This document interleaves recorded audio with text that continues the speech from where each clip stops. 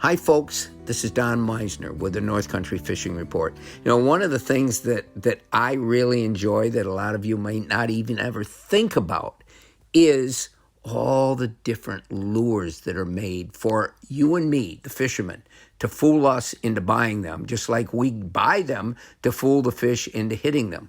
But it's amazing the difference that you see in new lures that are being developed. These companies know that you have to constantly offer something new, something different, because fishermen are always looking for that.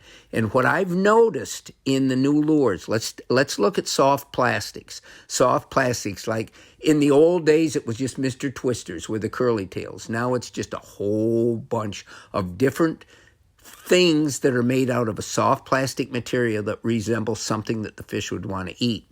Now, more specifically, there's constituencies of plastic that are being adopted by a number of companies now. Initially, it was Z-Man. Z-Man was a new company, and they prided themselves on having a type of plastic that they put in their lures that made them almost indestructible.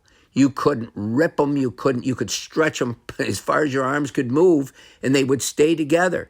And this was something, and I used to think, why would you make something like that for a company? Because people aren't going to buy as many. They won't be bitten off and torn and everything that happens with soft plastics.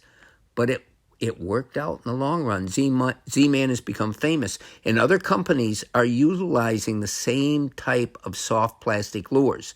Now, this material is, to me, it's very special because I have found it to be the best lures that I can use for a number of reasons that I've talked about before. But I think it's important, if you're buying lures this year, that you realize that these companies that are making soft plastics out of this material will put it on their package, on their marketing schemes. If you're looking at ads that they do, if you go online to buy them and they'll tell you what they're made of, that's important that you realize it, because that material, it will last so much longer than other soft plastics.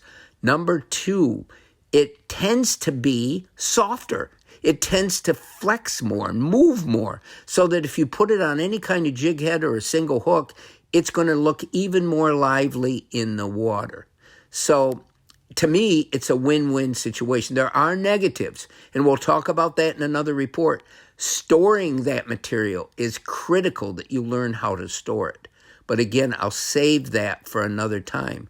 But another negative about it is that if once you put the hook in that, because of the material itself, that hook will hold in there better.